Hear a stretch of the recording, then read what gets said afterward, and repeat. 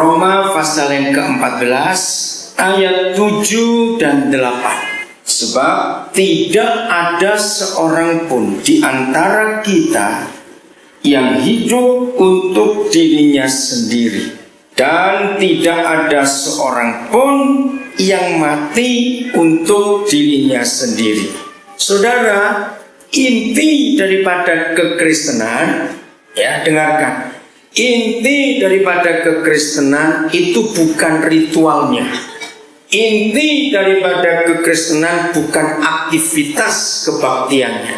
Inti dari kekristenan bukan hidup rohani saja. Tapi inti dari kekristenan adalah kita tidak boleh egois. Katakan amin. Itu inti dari kekristenan. Tuhan Yesus memberikan contoh yang sangat jelas dalam hidupnya. Dia tidak hanya memberi sebagian, tapi dia beri semuanya. Sampai nyawanya pun dia berikan. Nah, apabila kita sebagai orang yang mengaku diri Kristen, lalu masih ada keegoisan dalam diri kita, maka kita tidak layak disebut Kristen. Amin. Tidak layak disebut Kristen. Nah, saudara, ternyata kalau saudara baca buku-buku psikologi, saudara diskusi dengan psikolog-psikolog, ternyata dalam dunia ilmu jiwa itu menemukan kalau ada orang ingin mati tapi takut bunuh diri, ternyata ada cara yang paling gampang. Hiduplah egois 3 bulan pasti mati.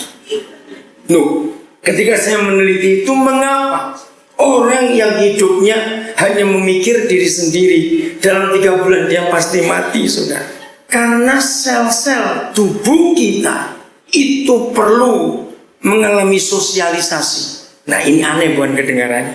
Sel-sel tubuh kita itu perlu mengalami sosialisasi. Kalau saudara belajar belajar sosiologi, maka akan menemukan sebuah kata regenerasi. Kelompok sosial, kehidupan sosial tidak akan berlanjut tanpa regenerasi. Renungkan itu, ya atau tidak?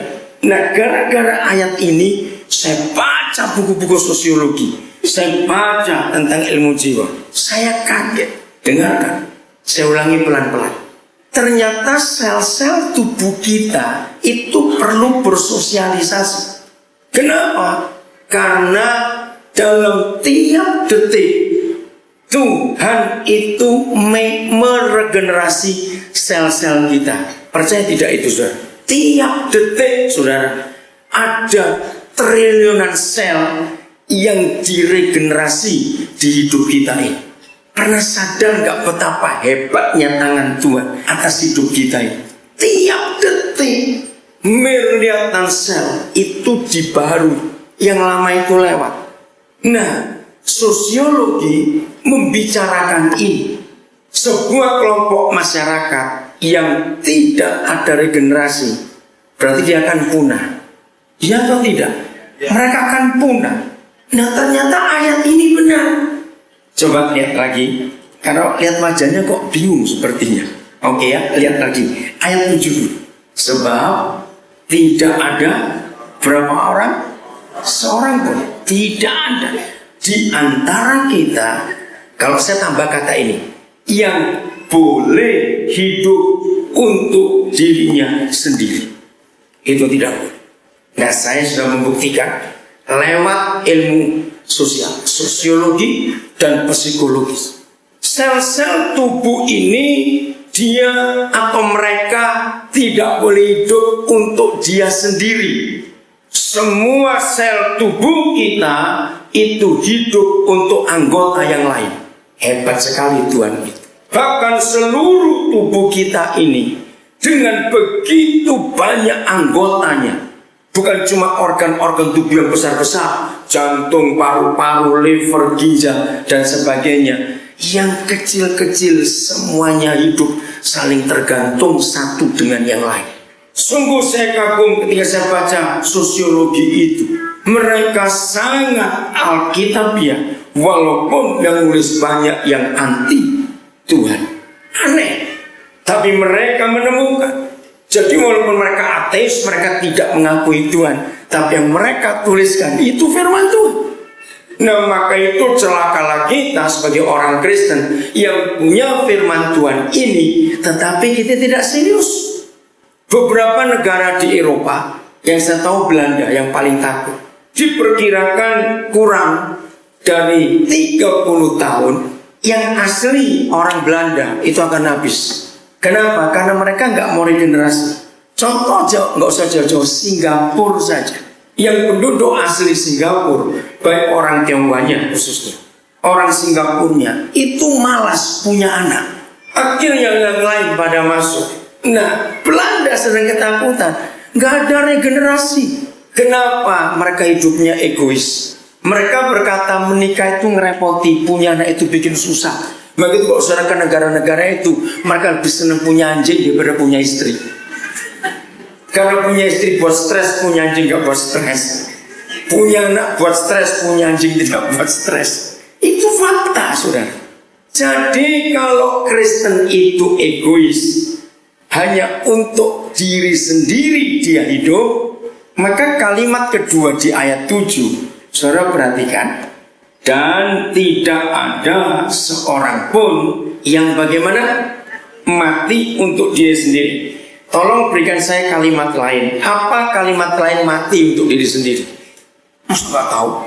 Bukan, jangan sampai egois dulu. Betul, tapi kata lain. Mati untuk diri sendiri. Bunuh diri. Susah sekali jawab. Jadi firman ini mengatakan orang yang egois itu sedang bunuh diri karena dia tidak meregenerasi hidupnya. Hebat sekali firman Tuhan ini. Maka itu psikologi menemukan kalau ada orang pengen mati tapi takut bunuh diri, mulai hari ini sampai 3 bulan ke depan jangan mikir siapa-siapa, mikir aku. Stres terus mati. Hebat teori itu. Siapa yang sering ikuti berita-berita di TV? Sekarang ini bukan cuma dokter-dokter yang bicara tentang kesehatan, herbalis atau herbalis ya, orang-orang yang meneliti tumbuh-tumbuhan, herbalis banyak sekali. Saya kagum. Saya sudah buktikan itu. Kalau acara itu muncul tentang kesehatan, saya panggil berapa orang, saya telepon orang dengarkan itu. Saudara, semua mereka sekarang ini tahu untuk bicara sehat, tidak bicara cuma makanannya, pola apa itu tidurnya, obatnya, tidak. Mereka semua menekankan jangan stres. Iya atau tidak? Itu penekanan orang hidup sehat sekarang ini. Nah, itu kan sudah ditulis di Alkitab kita berapa ribu tahun yang lalu. Raja Salomo menuliskan dalam Amsal 17:22, hati yang gembira adalah obat yang manjur. Jadi akhir-akhir ini dunia makin mengakui bahwa stres itu merusak semua metabolisme tubuh. Lawannya stres kan gembira. Hati yang bergembira, hati yang bersukacita, obat yang manjur, jangan lupa itu.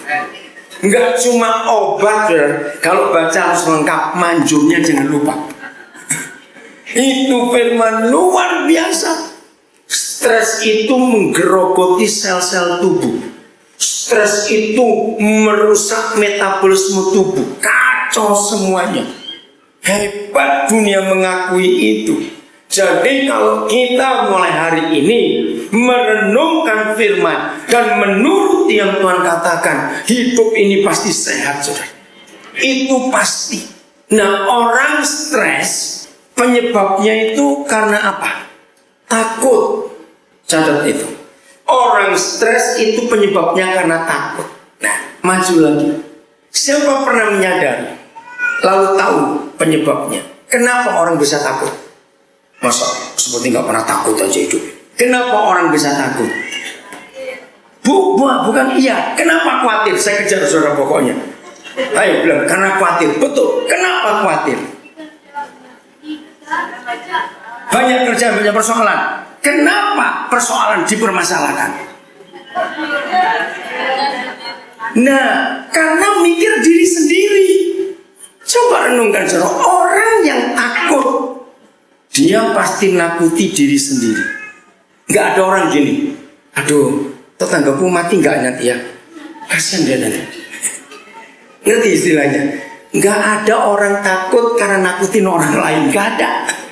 Orang yang takut karena khawatir itu karena takut dan khawatir akan dirinya sendiri. Kok sepertinya baru sadar sekarang ini? Betul tidak, saudara? Orang yang hanya mikir aku,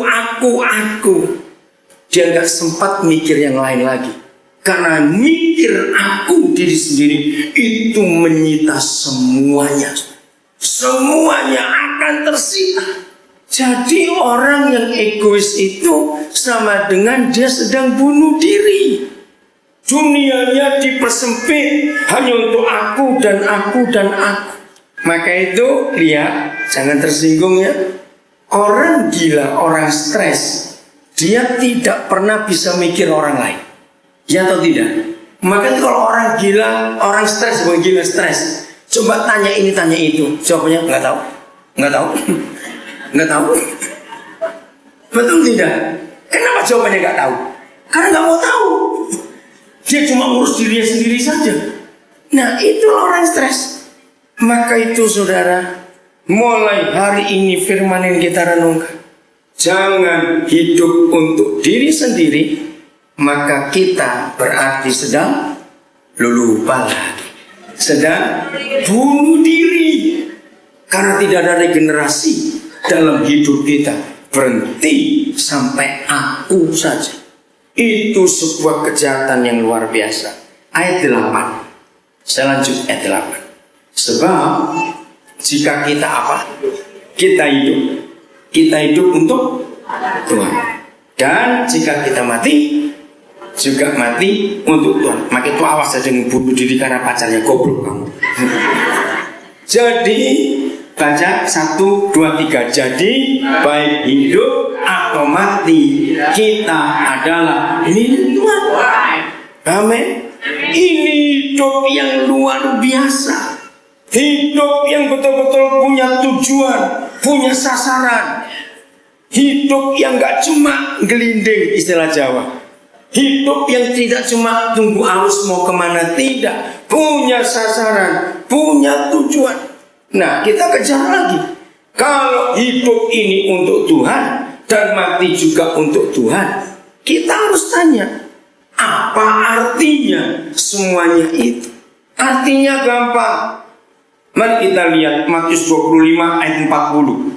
Kalau kita hidup untuk Tuhan. Kalau kita mati untuk Tuhan. Jadi baik hidup maupun mati, kita adalah milik Tuhan. Artinya apa?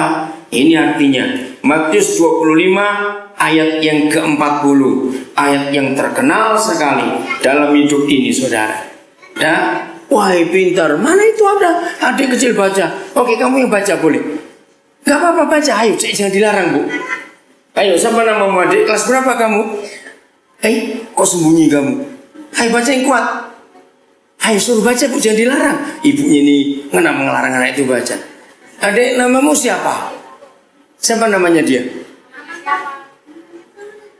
Namanya siapa? Lu kok malu? Kenapa kamu di bawah kursi? Bangun sini, jangan sembunyi. Oh, mau dengar suaramu? Ya, oke. Ada anak kecil yang langsung nyaut itu, dan raja itu akan menjawab katanya. Oke, kita lihat mana dia. Sudah, sini cepat. Kamu baca. Ayo baca yang kuat. Oh, jauh keluar dia. Ayo 1, 2, 3. Ayo. Cepat, nggak apa-apa. Iya, yuk baca itu. 1, 2, 3.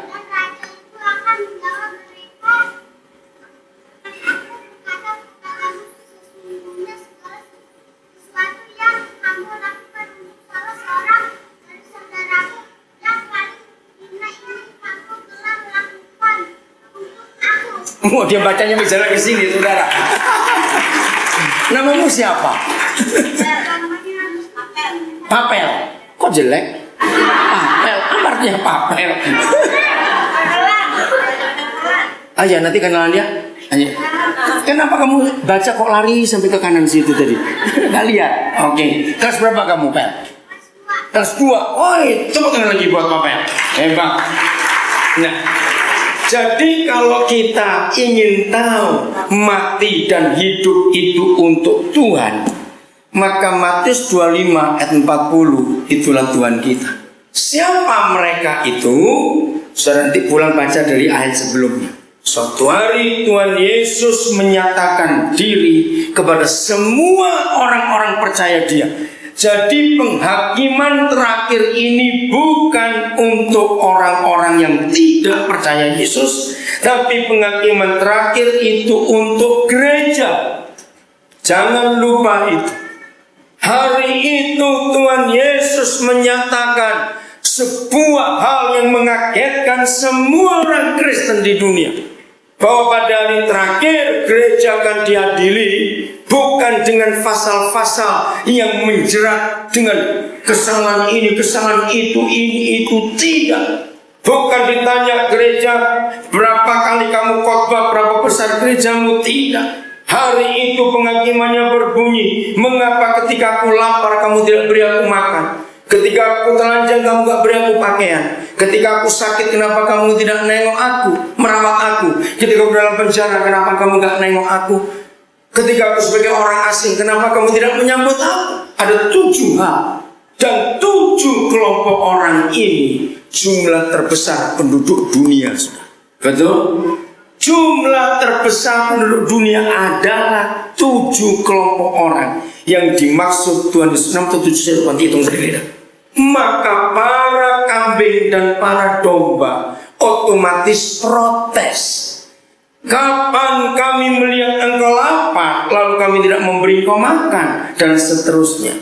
Maka raja itu menjawab, apa atau segala sesuatu yang telah kau kerjakan untuk salah seorang saudaraku yang paling hina ini, kamu telah melakukannya untuk aku. Roh Kudus sadarkan kami hari ini untuk mengerti betul hati Tuhan ini dalam nama Yesus. Saya persingkat ya. Jadi kesimpulannya, Yesus Tuhan tidak hidup di surga. Yesus Tuhan tidak hidup dalam kebaktian-kebaktian gereja. Tetapi Yesus Tuhan kita hidupnya di mana? Masa nggak tahu jawabannya? Dia di mana? Di antara 7 kelompok orang itu. Loh kan begitu bukan maksudnya? Sebab Dia berkata, segala sesuatu yang telah kamu lakukan untuk salah seorang dari saudaraku yang paling hina itu yang telah kamu lakukan untuk aku. Anak-anak kami banyak yang pemusik, tapi saya lupa judulnya. Satu hari salah satu mereka memberitahukan saya, Pak, YouTube mengeluarkan album baru. Saya tahu kelompok band YouTube. Vokalisnya namanya Bono. Dia orang Kristen yang cinta Tuhan luar biasa. Begitu grup itu eksis sampai hari ini, yang lain berguguran, mereka tetap ada. Sebab mereka menyuarakan firman Tuhan. Nah, salah satu lirik lagu yang waktu itu baru keluar albumnya, saya diperdengarkan. Bono menulis begini, kalau Yesus ada di dunia sekarang, pasti Dia tidak ada di gereja. Pasti Dia tidak ada di acara-acara rohani. Kalau Yesus ada sekarang di dunia, Dia pasti duduk bersama orang-orang HIV/AIDS. Dia tinggal di daerah pelacuran. Dan Dia ada di kolong-kolong jembatan, tempat-tempat kumuh. Mengapa Bono bisa menuliskan lirik lagu sehebat itu? Karena dia baca ayat ini. Ketika semua kita bertanya, kapan kami melihat Yesus yang adalah Raja seperti itu? Mana mungkin? Ternyata Yesus ada di antara orang yang tertinggal itu, yang terbuang itu. Saudara, banyak gereja yang saya layani di Jakarta. Tapi gereja saudara beda dengan banyak gereja yang lain. Nanti sebelum persembahan, saudara akan ditunjukkan apa yang saudara sudah kerjakan untuk Bet Shalom. Tadi waktu saya mendengar itu luar biasa. Mungkin kalau saya berkata, Ini satu-satunya gereja di Jakarta atau mungkin di Indonesia, maafkan saya kalau saya sebut Jakarta dulu, yang menggenapi Kejadian 1 ayat 26 bahwa sejak awal Tuhan menyuruh kita mengolah bumi ini, mengolah tanah ini. Dan saudara sudah mengolah lahan. Nanti akan muncul produk-produk organik semuanya. Ada jemaat yang menyerahkan tanah 6 hektar untuk buat nanti semua pertanian organik, kebun organik semuanya. Kemarin pagi datang ke antara saudara, tapi bukan di kebaktian, tapi di Bet Shalom Tuhan. Seorang anak Tuhan, dia orang Dayak, saya kenal baik, namanya Ibu Ermina Kumaladara. Dia seorang yang sangat dikenal bukan cuma di Indonesia, tapi sampai PBB mengenal dia. Khususnya Lembaga Pangan Dunia, FAO, sudah minta dia untuk bicara bagaimana cara memberi makan dunia ini. Apalagi saudara dengar 2 minggu terakhir ini Indonesia sedang krisis pangan, saudara. Sangat berat krisis pangan Indonesia. Tahun ini bulan Maret, bulan depan pemerintah Indonesia akan impor beras senilai 7 triliun. Ini negara agraris bisa impor beras sebanyak itu karena rusaknya pemerintah, saudara. Nah, Ibu Ermina ini seorang anak Tuhan yang sekarang diakui dunia. Semua sistem pertanian perkebunannya itu pakai pola Alkitab 100%. Dia bongkar ayat-ayat Alkitab bagaimana bisa membuat dunia tidak kelaparan. Dan itu sungguh luar biasa. Nah, saya tidak tahu bagaimana pembicaraan kemarin dengan Pak Hani, tapi sungguh ini orang hebat sekali. Mulainya dia mengerti firman Tuhan untuk memberi makan orang, karena dia seorang ahli pertanian. Dia pejabat Kementerian Pertanian Provinsi Kalimantan Tengah. Sekarang dia tinggalkan itu, dia sibuk keliling dunia untuk menyatakan betapa hebatnya firman Tuhan yang ditulis di Alkitab itu. Dan itu bisa dibuktikan sampai hari ini. Pertama kali ayat mengganggu dia sebagai seorang yang ahli tumbuh-tumbuhan. Masih ingat salah satu isi dari Taurat Tuhan yang diberikan kepada Musa? Pohon buah yang berbuah itu buahnya tidak boleh dimakan sampai 4 kali berbuah. Yang kelima baru dimakan. Nah, dia bingung kenapa Tuhan memberikan hukum pohon buah yang berbuah pertama, kedua, ketiga, keempat tidak boleh dimakan, harus yang kelima boleh dimakan. Lalu yang makan siapa? Dia selidiki, saudara. Ternyata dia menemukan formula. Dia pakai nama sendiri, EKD. Ya, formulanya Ermina Kumaladara. Dan formula itu sekarang dipakai oleh dunia. Dan betul, Tuhan memberkati formula ini gara-gara Alkitab itu. Saudara boleh tanya dia nanti, kalau saudara mau tanya, saya beri nomor teleponnya. Mengapa dia menemukan hukum itu? Ternyata buah itu sangat baik, yang paling lengkap, karena buah pertama dan itu dikembalikan kepada tanah. Tanah jadi subur kalau diberi pupuk buah itu sendiri. Hebat sekali Tuhan itu. Nah, dari situ dia menemukan banyak penemuan yang lain. Nah, suatu hari saya mikir begini, dengarkan, ini konsep yang kita harus miliki dalam kehidupan kita. Ternyata jawabannya hebat. Maka itu kalau kita hidup dalam firman Tuhan ini, gak ada orang lapar, gak ada orang susah di dunia. Semua kita bisa jadi berkat untuk sebanyak-banyaknya orang dalam hidup ini. Saya tanya ya, dengar pertanyaan ini. Menurut saudara, bumi kita dengan bertambahnya kelahiran, populasi dunia sudah 7 miliar lebih sekarang. Lalu bangunan-bangunan luar biasa. Lihat aja BSD 10 tahun yang lalu itu masih sepi daerah sini. Sekarang sudah luar biasa. Lalu pertumbuhan alat-alat transportasi yang luar biasa. Pesawat bertambah banyak, mobil semuanya itu. Nah, berarti dunia bertambah berat atau tidak? Tidak. Nah, ini rahasianya, saudara. Saya cuma merenungkan firman Tuhan. Dari mana ide itu muncul? Yaitu tadi ketika saya melihat kelaparan, penderitaan. Saya berkata, Tuhan, saya nggak berkata Tuhan tidak adil. Tapi kenapa jadi begini? Apalagi lihat Indonesia makin parah seperti ini, saudara. Lalu Tuhan tanya saya pertanyaan yang konyol tadi itu. Daniel, menurut kamu bertambah berat nggak? Yang pasti saya bilang. Jawaban saya sama. Yang pasti bertambah berat. Tidak, Daniel. Kok bisa? Nah, maka itu jadilah seperti anak kecil. Apa-apa suka tanya, apa-apa tanya. Kenapa tidak bertambah berat? Saya melihat dalam roh saya, Papa senyum, saudara. Senyumnya itu betul-betul senyum yang ngeledek istilah saya. Karena dia tahu lihat saya bodohin. Saya tanya, kenapa tidak bertambah berat? Dengar baik-baik. Tubuh manusia dibuat dari apa? Ayo, tubuh kita dibuat dari apa? Bilang dari gedok awasnya. Dibuat dari tanah, debu tanah. Iya, Gilbert, debu. Tanahnya sudah ada di dunia lama atau baru? Jadi, walaupun manusia bertambah banyak, nggak bertambah berat, sebab bahannya sudah ada dari dulu di situ. Loh kok enggak? Amin. Bangunan-bangunan makin tinggi, semen, batu bata, besinya diambil dibuat dari mana? Tanahnya sudah ada lama atau baru? Semua logam-logam jenis apa saja yang dibuat jadi alat-alat transportasi, mobil, motor, kapal, pesawat, kereta api, semuanya besinya diambil dari mana? Sudah ada dari dulu atau baru ada? Dunia beratnya sama atau tidak? Sama. Hebat Tuhan nih. Saya dapat itu bukan karena saya baca buku, karena Roh Kudus mengajak saya berpikir. Apa kesimpulannya?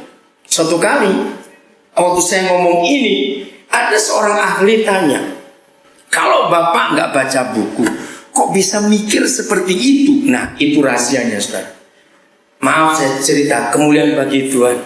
Saya betul-betul sudah hidup menghadapi Roma 14 tadi. Saya hampir nggak punya waktu untuk mikir saya bagaimana. Saya hampir nggak punya waktu. Karena saya mikir orang lain yang kelaparan itu. Mengapa bisa ada kelaparan? Tiba-tiba timbul ide. Pertanyaan itu muncul dari Roh Kudus. Artinya saudara, kalau semua kita mengolah tanah ini dengan baik, tidak ada orang lapar di dunia ini. Maka itu Bet Shalom 2 yang 6 hektar itu akan Tuhan tambahkan ribuan hektar lagi untuk memberi makan banyak orang, saudara. Dengan mengolah tanah ini dengan serius. Saudara tadi lewat penatmu sudah dinyatakan, kalau yang 6 hektar ini sudah terbukti, ini yang cuma kecil, yang Shalom 1 berapa hektar, saudara?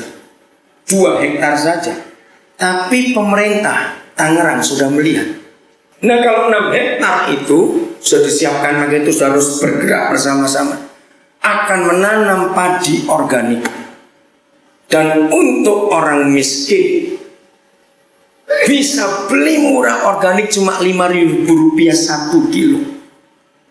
Tapi yang kaya beli 5.000 diracun tikus nanti di sini. Yang tahu rasa. Sudah kaya pelit lagi, awas. Jadi yang kaya harus beli normal. Amin. Minggu lalu tanggal 16-17 saya ada di pedalaman Sukapah, itu Kabupaten Intan Jaya, dengan seorang dari SCTV. Jadi stasiun SCTV meliput kegiatan kami di Papua. Itu nanti akan masuk program sosok. Kalau nggak salah katanya 12 April ditayangkan. Saudara, akhirnya reporter ini syok melihat harga-harga barang di Sukapah. Minyak tanah 1 liter 35.000, bensin 35.000, beras 1 kilo 50.000, gula 40.000. Dia itu duduk diam, nggak bisa ngomong. Orang bisa hidup. Saya bilang, itu punya anak terus itu. Saya bilang begitu.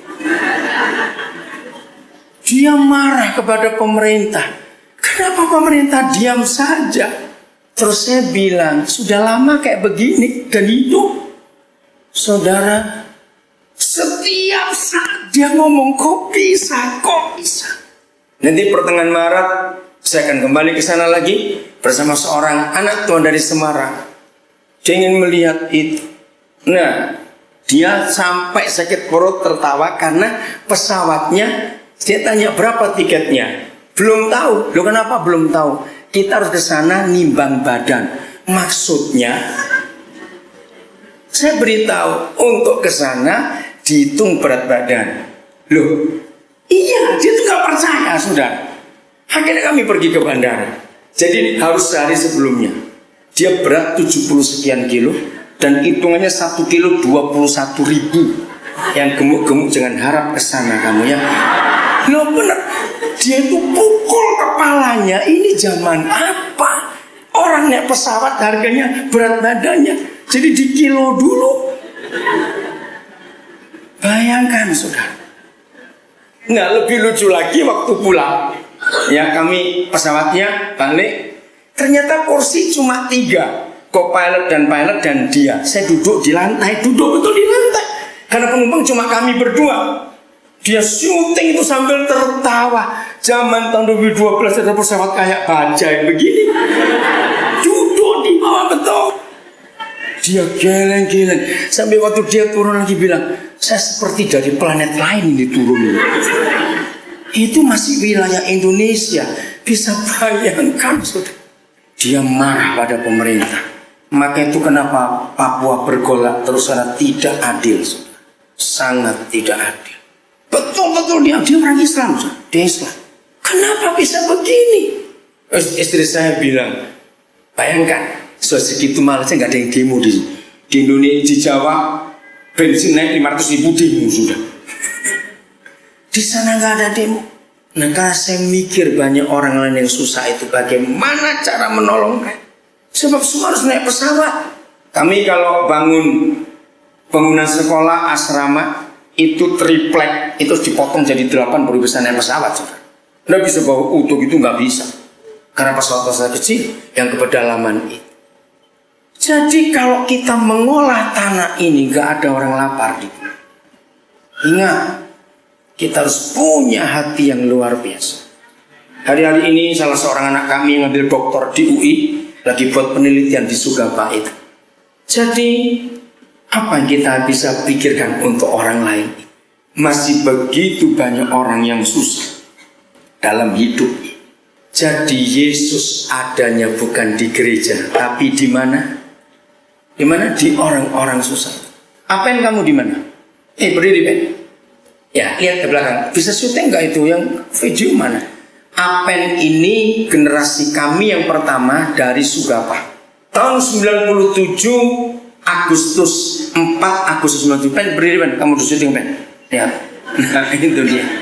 Agustus tanggal 4 tahun 97 dia masuk TK kami pertama masih pakai koteka telanjang. Sekarang dia kuliah di UGI. Jurusan apa, Ben? Papi lupa. Hubungan komunikasi. Sekarang dia jadi ketua senat. Masih bang. Sudah belum? Sudah lihat belum tadi? Sudah lihat belum? Atau gelap? Karena hitam. Coba beri lagi, Ben. Gak dilihat pengen kamu, Ben. Nah itu dia. Oke. Jadi pulang boleh tanya pada dia. Itu anak hebat sekali.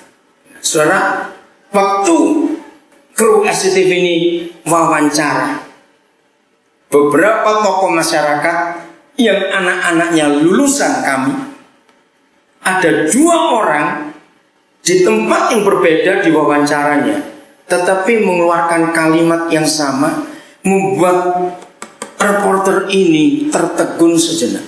Kalimatnya begini, dan mudah-mudahan akan ditayangkan nanti di SCTV itu, karena mereka yang ngomong, bukan saya yang ngomong. Dengan adanya sekolah pesat ini masuk ke kampung kami, maka kami yang tadinya belum manusia, yang belum jadi manusia, sekarang kami jadi manusia. Saudara, reporter ini diam sejenak. Setelah itu dia diskusi dengan saya. Pak, kok bisa mereka berkata seperti itu? Ya saya bilang, namanya Yudi. Ya Pak Yudi lihat sendiri aja bagaimana cari hidup mereka. Di zaman seperti masih ada orang telanjang di situ. Itu yang selalu bilang ini 2012 Pak, ini 2012. Itu kata diulang-ulang. Kok masih ada orang seperti ini? 2012. Kami sekarang sudah jadi manusia. Yang tadinya manusia yang belum jadi manusia. Akhirnya pemerintah melihat Bet Shalom 2 nanti. Dan lalu sudah ada suara. Nanti tanah-tanah Kodim yang terlantar akan diubah jadi sawah dan ladang semua, yang organik semua. Dan saudara yang memulai dalam nama Yesus. Maka itu ini program yang hebat sekali. Kalau ada di antara saudara jemaat yang masih bertanya-tanya, enggak usah ragu-ragu. Yang belum lihat tempat itu, lihat nanti kan ditanyakan, saudara akan melihat. Maka kesimpulan sampai di bagian ini, mengenalkan Yesus kepada dunia itu susah atau tidak? Loh, dengan cara tadi itu susah atau tidak? Tidak, karena Yesus sudah ada di sana. Kita yang harus jemput. Amin. Mereka sudah di sana. Kemarin pagi waktu saya dengar dari ketua UMAS, pelayanan usia emas untuk orang-orang yang sudah lanjut usia, ada pertanyaan yang mengagetkan saya. Sekarang ini Pak Daniel yang ikut kami bukan cuma yang usia tua, tapi yang ada yang muda-muda juga ikut. Nah, apakah kami harus terima atau tidak? Terus saya berkata begini, kalau kita lihat situasi sekarang ini, yang disebut usia emas itu bukan umurnya, tapi keadaannya. Yaitu orang-orang, kalau saudara pakai bahasa sosiologi, namanya marginal, yang tersingkirkan, yang terpinggirkan. Sekarang ini banyak orang lapar, orang susah yang terpinggirkan. Oh ya, saya lupa satu lagi. Saudara baca berita mengagetkan. Pemerintah kita di bulan Maret juga akan impor garam dari India dan Afrika. Kira-kira 3 triliun lagi. Ini memalukan sekali. Indonesia negara yang garis pantainya terpanjang di dunia setelah Kanada bisa impor garam. Sudah lucu sekali negara ini. Begitu menyedihkan keadaan. Garam itu kan kebutuhan dasar. Masa pemerintah tidak bisa menyediakan? Ngeri sudah. Maka itu Alkitab itu mengajar. Dengar baik-baik. Baca seluruh perjanjian lama. Saya ingin mengungkapkan supaya saudara sebagai gereja tahu betul. Di dalam seluruh perjanjian lama, setiap kali ada bangsa yang menderita, entah karena kelaparan, entah karena perang, entah karena pemerintah tidak bertanggung jawab, baca Alkitab. Heran, Yahweh pasti cari orang benar di negeri itu, tidak cari siapa pemerintahnya. Katakan amin, saudara. Karena orang benar di negeri itu yang harus mewakili pemerintah untuk bertanggung jawab kepada rakyat yang menderita. Saya beri bukti, Mesir kelaparan, negara besar, negara luar biasa majunya. Sebab Mesir zaman sekarang itu seperti Amerika Serikat karena teknologinya hebat. Siapa yang tampil? Yusuf. Ketika Sodom Gomora hancur karena kejahatannya, Tuhan gak cari mana rajanya. Dia cari berapa orang benar di negeri itu. Orang benar selalu jadi jawaban untuk generasi itu. Kalau sudah buka Hakim-Hakim pasal 13, ketika 40 tahun bangsa itu dijajah oleh Filistin, ayat 2 menuliskan Tuhan menemukan satu keluarga Manoah, orang benar yang dicari. Ketika negara-negara Babilonia hancur, Tuhan ketemu 4 orang benar di situ. Daniel, Sadrak, Mesak, Abednego. Dan ada banyak yang lain yang kita bisa lihat. Maka itu kehadiran saudara di Tangerang ini jadilah berkat buat daerah ini, saudara, untuk menyatakan kasih Yesus yang luar biasa ini. Karena itu panggilan gereja. Selalu mikir keluar, mikir orang lain. Selalu begitu. Supaya kasih Tuhan dinyatakan.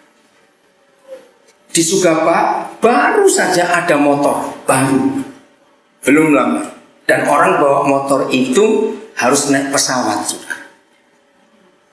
Nah, sudah ada ojek di sana. Ojek itu antar kampung, jadi naik motor cuma jarak 1,5 jam. Ini reporter ini yang wawancara semua, itu 300.000 bayar. Yang buat reporter ini malah bingung. Di sana itu kalau ban bocor itu langsung dibuang, nggak ada sistem tambal. Reporter bilang, ini orang kaya-kaya semua ini.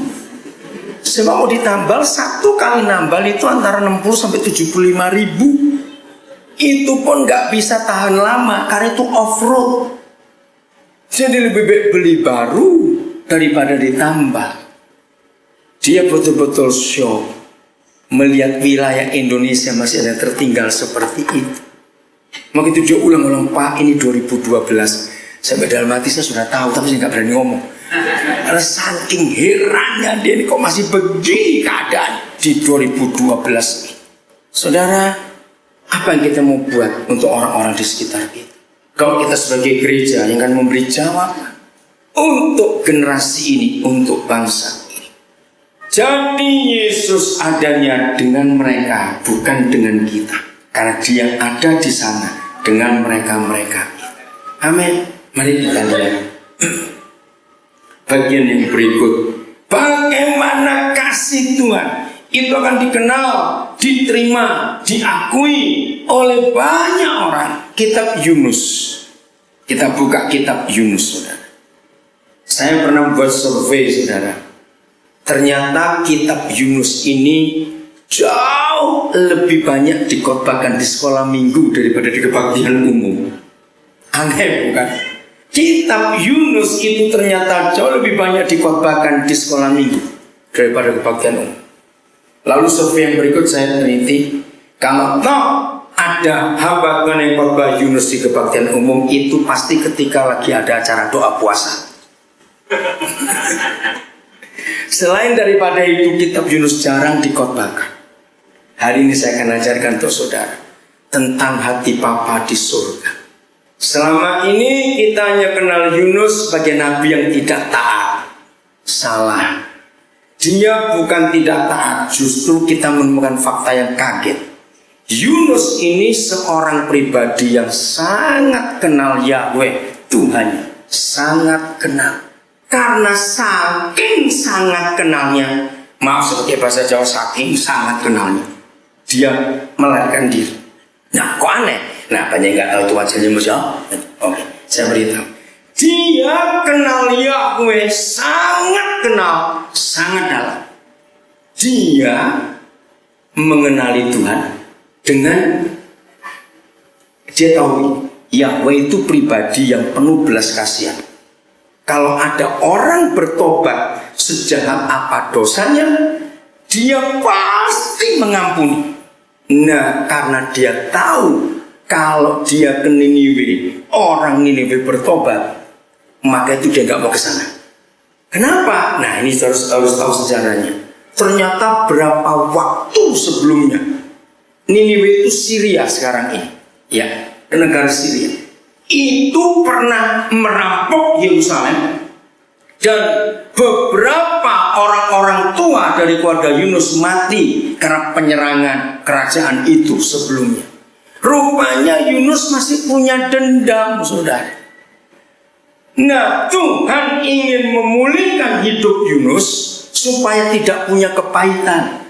Pergilah kamu ke negeri yang pernah membunuh nenek moyangmu itu. Nah, Yunus tidak mau. Karena dia kenal Tuhannya. Kalau aku kesana khotbah, mereka itu bertobat. Nah, Tuhan itu nggak tahan lihat air mata. Kalau mereka nangis menampuni, aku nggak mau.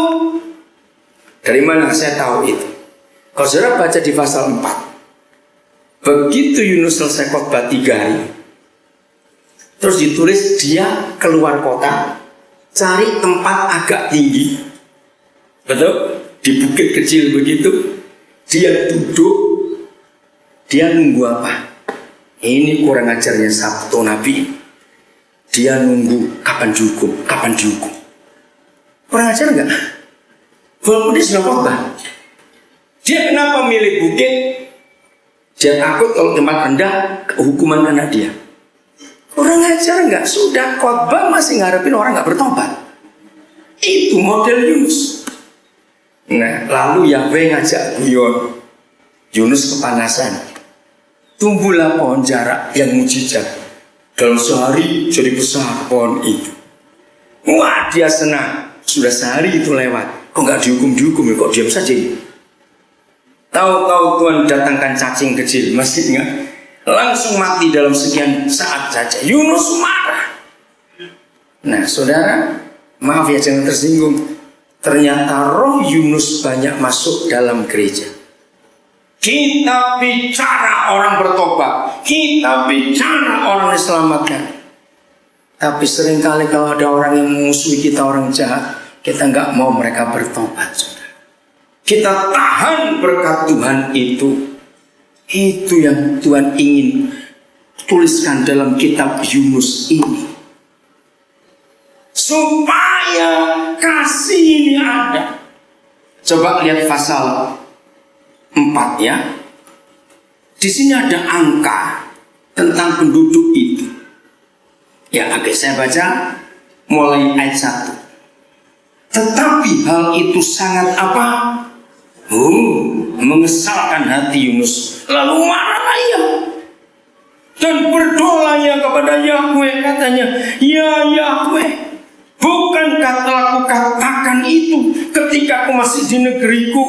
Itulah sebabnya maka aku dahulu melarikan diri ke Tarsis, sebab aku tahu, ini loh kurang ajarnya, bahwa engkaulah Tuhan yang pengasih dan penyayang, yang panjang sabar dan berlimpah kasih setia, serta yang menyesal karena malapetaka yang hendak didatangkannya. Jadi sekarang ya Yahweh, cabutlah kiranya nyawaku, karena lebih baik aku mati daripada hidup.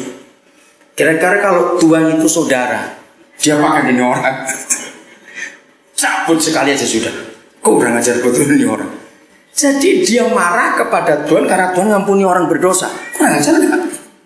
Karena dia sakit hati. Nenek moyangnya pernah dibunuh. Ayat 4. Tetapi firman Yahweh, layakkah engkau marah? Yunus telah keluar meninggalkan kota itu dan tinggal di sebelah timurnya. Nah, itu dia. Ia mendirikan di situ sebuah pondok dan ia duduk di bawah naungannya. Ayo baca. Menantikan apa yang akan terjadi atas kota itu. Terjadi apa harapan dia? Terjadi apa harapan Yunus? Hukuman. Bayangkan dia sudah khotbah. Oke, sekarang saya ajakin. Ini fakta. Kalau Yunus hatinya tidak sepenuh hati menyampaikan firman Tuhan, karena dia terpaksa ke sana. Untung ikan gede itu nggak rakus. Ikan itu nurut, ikan, aku beri kamu makanan, tapi jangan kamu kunyah ya, telan saja. Coba enggak pesan itu, jadi pepes Yunus di situ sudah. Jadi ikannya nurut cuma ditelan saja. Saudara jangan coba-coba nginep di hotel perut ikan 3 hari, jangan coba. Jangan terpaksa karena ikan itu bawa dia ke Niniwe. Nah saya tanya gini, kalau orang seperti Yunus khotbah, kira-kira setengah hati atau sepenuh hati? Setengah hati atau sepenuh hati? Oke, pertanyaan berikut. Bisakah saudara memperagakan orang khotbah setengah hati? Loh, ngerti pertanyaannya? Dia pasti cuma bisik-bisik. Bertobat kamu ya bertobat. Bertobat kamu, bertobat. Pasti dia gak serius khotbah. Nah saya belajar di situ. Yang gak serius khotbah dengan setengah hati saja ada orang bertobat. Ngerti maksudnya? Maka itu kalau kita khotbah nggak ada orang bertobat berarti lebih rendah daripada setengah hatinya Yunus. Saudara, satu negara bertobat oleh orang yang setengah hati, saya heran. Maka itu dia marah. Harapannya Tuhan jangan ampuni mereka. Itu harapan Yunus. Lanjut saudara. Oke, saya lupa satu hal ini. Salah satu ciri kitab Yunus yang menentukan adalah kalimat ini, ayat 6 ya. Lalu atas penentuan Yahweh Tuhan tumbuh lagi. Nah, nanti baca dari pasal pertama sampai pasal 4. Kata atas penentuan Tuhan datanglah angin. Atas penentuan Tuhan datanglah ikan besar. Atas penentuan Tuhan. Maka saya belajar, kalau saudara dan saya hidup dengan kalimat pendek ini, atas penentuan Tuhan, atas ketetapan Tuhan, atas perintah Tuhan, saudara percaya mujizat demi mujizat akan terjadi dalam hidup kita. Kalau kita hidup semua atas penentuan Tuhan, bukan atas mau kita sendiri. Ini kata kunci kitab Yunus, saudara. Satu hari saya dengar Bapak Samuel Dr. Yan khotbah tentang ikan Yunus ini. Luar biasa. Dia berkata begini, kira-kira walaupun zaman itu sudah ada jutaan ikan gak di laut itu, Pak Samuel Dr. Yan berkata, walaupun gak ada ayatnya, saya percaya karena Yesaya dan Mazmur pernah menulis, bintang-bintang aja punya nama. Masih ingat itu? Bintang-bintang aja punya nama. Kok dipanggil pasti datang. Nah, lalu Pak Samuel berkata, saya percaya saudara, ikan besar itu pasti punya nama. Karena kalau Tuhan bilang begini, hai ikan datanglah, wah semua datang, nanti Yunus habis. Betul juga. Kalau ikan saja dipanggil nurut, ngerti maksudnya? Celakalah kita kalau dipanggil gak pernah nurut oleh Tuhan. Kita kalah dengan ikan. Ikan itu datang, cuma satu, gak rame-rame. Hebat sekali atas penentuan Tuhan. Semua hidup kita harus atas penentuan Tuhan, supaya firman itu digenapi atas kehidupan kita. Terus ayat 10 dan 11. Lalu Tuhan berfirman, engkau sayang kepada pohon jarak itu, yang untungnya sedikit pun engkau tidak berjerih payah, dan yang tidak engkau tumbuhkan, yang tumbuh dalam satu malam dan binasa dalam satu malam pula. Ayat 11 ini biar menjamah hati kita untuk melihat orang-orang berdosa di sekitar kita. Bagaimana tidak aku akan sayang kepada Niniwe, kota yang besar itu, yang berpenduduk lebih dari 120.000 orang, yang semuanya tidak tahu membedakan tangan kanan dari tangan kiri, dengan ternaknya yang banyak. Kalau sebuah negeri yang penduduknya hanya 120.000, Tuhan perhatikan kota Madya Tangerang ini berapa juta penduduk, dan di tempat-tempat di mana kita tinggal ada berapa orang lagi. Kita harus mengurus itu, harus mengurus. Sebetulnya saudara, di pedalaman Papua banyak yang minta sekolah untuk kami dirikan, tapi kami tidak mampu secara guru, secara finansial, secara semuanya. Begitu, ayo kalau saudara punya kesempatan untuk memberkati orang-orang di sekitar saudara, buat itu untuk kemuliaan Tuhan. Amin. Buat itu, karena hati Tuhan sayangnya itu luar biasa kepada orang-orang itu. Maka itu mulai hari ini saudara, jangan kita hidup dengan egois. Amin. Mulai belajar memperhatikan orang-orang yang lain yang ada di sekitar kita. Bagian terakhir daripada renungan hari ini, supaya kita tahu melangkah ke depan ini bagaimana, untuk kita hidup sungguh-sungguh dalam rencana Tuhan yang hebat. Galatia pasal 2. Bagaimana supaya hidup kita tidak egois? Galatia pasal 2 mulai ayat yang ke-19 dan 20. Galatia pasal 2, 19 dan 20. Sebab aku telah mati oleh hukum Taurat, apa-apa saja, pokoknya kita ini sudah mati karena dosa, untuk hukum Taurat, supaya aku bagaimana? Hidup untuk Tuhan. Saya minta garis bawahi kalimat ini dengan menanyakan pada diri sendiri, Sampai hari ini sudah hampir selesai bulan kedua. Cepat sekali bukan? Masih ingat tahun baru yang baru lalu? Rasanya baru kemarin atau minggu yang lalu. Sudah 2 bulan nih kita lewati. Cepat sekali waktu. Pertanyaannya, saudara hidup untuk siapa hari-hari ini? Secara fakta 90 sekian persen manusia hidup itu untuk uang. Betul tidak? 90% lebih manusia hidup untuk uang. Anak-anak muda yang punya pacar pasti hidup untuk pacarnya. Itu pasti. Nah, kita hidup untuk siapa? Ini pertanyaannya. Saya ulangi 19-nya. Supaya aku hidup untuk Tuhan. Sebab aku telah disalibkan dengan Kristus. Namun aku hidup. Artinya kalau aku sudah mati, kata Paulus, lalu sekarang aku hidup. Dia berkata, tetapi bukan siapa? Baca, bukan lagi aku sendiri yang hidup, melainkan Kristus yang hidup di dalam aku. Dan hidupku yang kuhidupi sekarang di dalam daging, dalam fisik ini, adalah hidup oleh iman dalam Anak Tuhan yang telah mengasihi aku dan menyerahkan dirinya untuk aku. Jadi tidak ada keegoisan sama sekali. Katakan amin. Sebab semuanya hidup untuk Tuhan. Dan kalau kita hidup untuk Tuhan, kita pasti hidup untuk... Loh, kok lupa? Siapa tadi? Untuk 7 kelompok yang Yesus sebut di Matius 25 tadi. Karena Yesus ada di situ hidup. Ajari anak-anak kita untuk punya hati seperti itu, saudara. Mengasihi. Lihat, kalau kita tadi baca kitab Yunus, Papa begitu mengasihi Niniwe sampai dia rencana besarnya menyelamatkan mereka semua itu. Jadi mulai detik ini, saudara, ayo semua kita, anak-anak muda khususnya, kamu masih muda, umur berakhir belasan, awal 20-an, yang sudah dekat 30-an juga. Tidak salah kalau kalian punya cita-cita yang tinggi, yang muluk-muluk, tidak salah.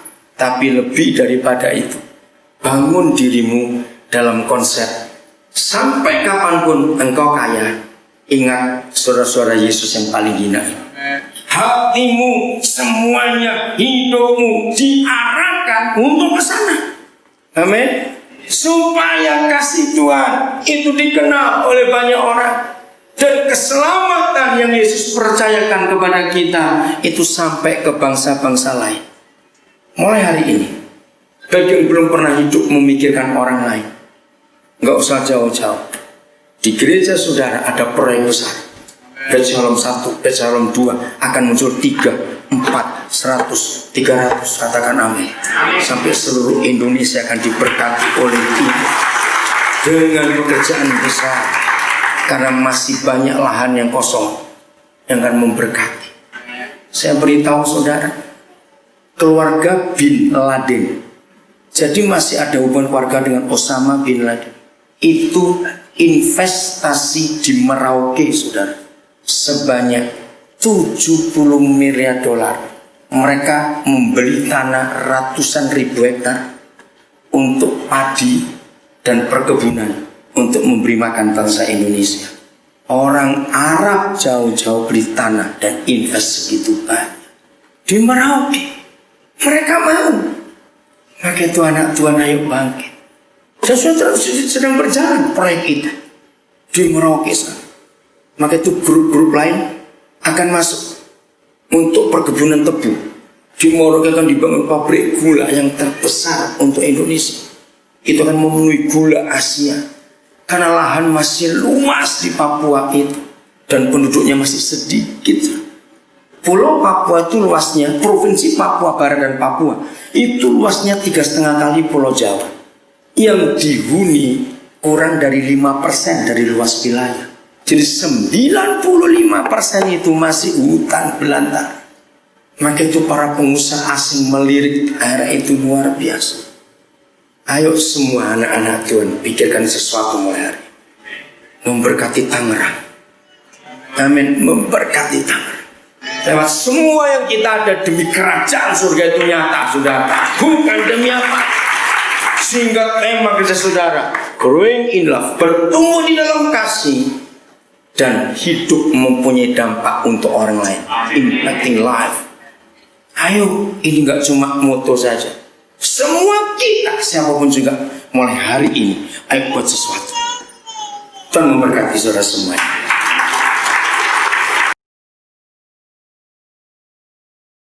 Roma pasal yang ke-14 ayat 7 dan 8. Sebab tidak ada seorang pun di antara kita yang hidup untuk dirinya sendiri, dan tidak ada seorang pun yang mati untuk dirinya sendiri. Saudara, inti daripada kekristenan, ya dengarkan, inti daripada kekristenan itu bukan ritualnya. Inti daripada kekristenan bukan aktivitas kebaktiannya. Inti dari kekristenan bukan hidup rohani saja, tapi inti dari kekristenan adalah